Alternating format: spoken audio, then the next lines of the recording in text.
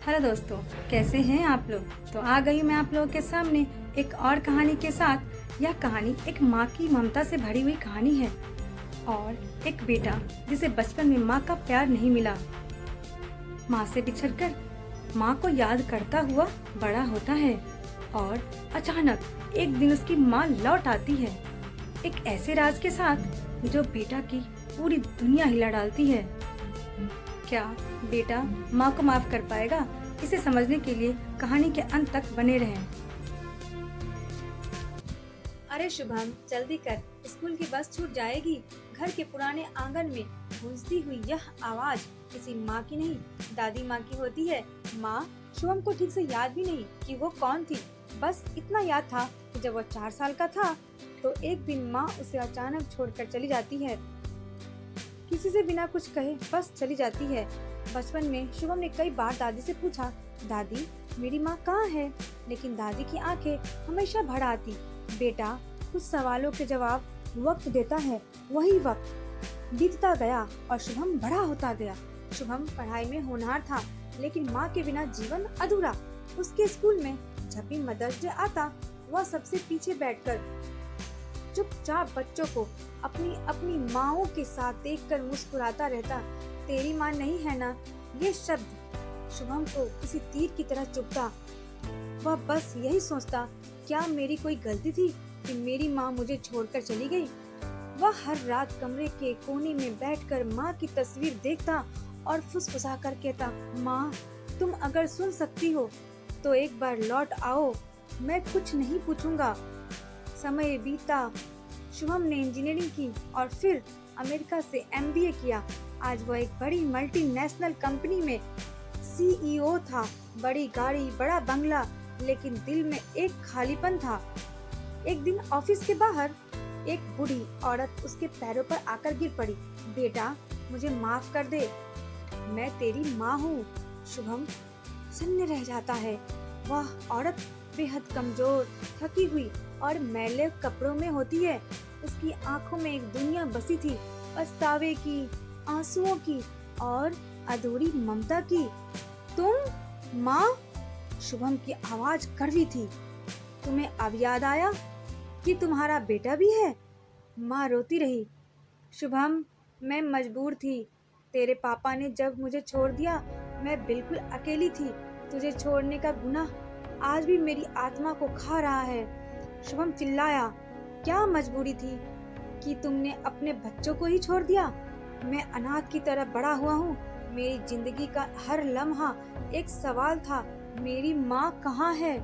माँ ने एक पुराना खत शुभम को थमाया। अगर मुझसे नफरत हो तो मत पढ़ना, लेकिन अगर कभी दिल में जरा भी सवाल हो तो एक बार पढ़ लेना। उस रात शुभम ने बहुत कोशिश की कि वो खत ना पढ़े, लेकिन दिल कहाँ मानता।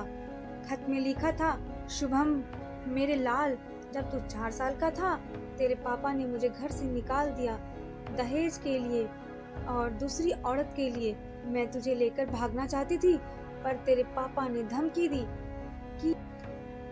कि अगर तुझे छुआ तो कोर्ट केस कर दूंगा। मैं रोती रही, मंदिर के बाहर सोई, काम की तलाश की, पर मांगने की हिम्मत नहीं हुई। मैंने तुझे दूर से बड़ा होते देखा।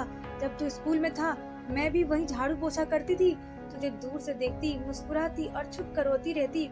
हर साल तेरे जन्मदिन पर मंदिर के नाम का दीपक जलाती। बस एक मौका चाहिए था तुझे गले लगाने का। अब जब मेरी सांसें उधार की है तो सोच रही हूँ, क्या तू एक बार माँ कहकर पुकारेगा? शुभम की आंखों से आंसुओं का सैलाब बह निकला। वो माँ से नाराज था, लेकिन वो खत, वो अल्फाज, वो बेबसी। सुबह होते ही वह भागता हुआ माँ के पास पहुँचा। वो वहीं मंदिर के बाहर बैठी थी, कांपती हुई। माँ। वो एक शब्द माँ के लिए जिंदगी बन गया। माँ की आंखें नम थी। क्या तुमने मेरा खत पढ़ा? शुभम ने गले लगाकर कहा। नहीं माँ, मैंने तुझे पढ़ लिया।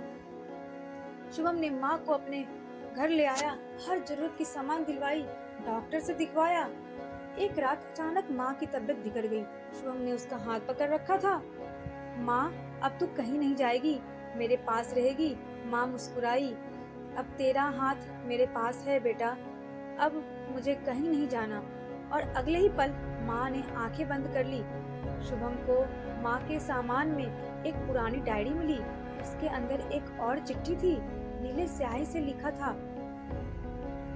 शुभम, आज तेरी गोद में सोकर मेरी आत्मा को वो चैन मिला जिसकी तलाश में मैंने जिंदगी गुजार दी। बेटा, मेरी ममता तुझसे कभी जुदा नहीं थी। मैंने तुझे छोड़ा नहीं था। हालात ने हम दोनों को जुदा कर दिया था। मैं हर उस पल के लिए शर्मिंदा हूँ जब तू माँ के बिना रोया होगा। पर तुझे पता नहीं था कि कहीं एक कोने में तेरी माँ भी हर रात तेरी याद में तड़पती थी। अब जब मैं जा रही हूँ तो बस एक विनती है, कभी किसी माँ बेटे को जुदा मत होने देना। तू उस माँ के बेटे की तरह बन जाना जो अपने बच्चों से दूर है लेकिन अपनी ममता छोड़ना नहीं जानती। और अगर कभी कोई बच्चा अपनी माँ से नाराज हो तो उसे यह चिट्ठी पढ़ा देना। शुभम चुपचाप उस चिट्ठी को अपने सीने से लगाकर रो पड़ा। माँ की अंतिम विदाई पूरे सम्मान के साथ हुई। शुभम ने गांव के मंदिर में एक छोटी सी मातृ स्मृति पुस्तकालय की स्थापना की, जहां हर बच्चे को पढ़ने की आज़ादी मिले और हर माँ को सम्मान। हर साल माँ के जन्मदिन पर वह बच्चों को खाना खिलाता, माँ की पसंद की चिट्ठियाँ पढ़ता और एक दीपक जलाता। कभी कभी लोग पूछते, इतना सब क्यों करते हो?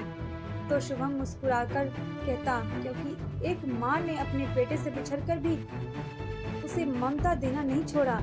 और एक बेटे ने देर से ही सही लेकिन माफी से पहले माँ को समझा।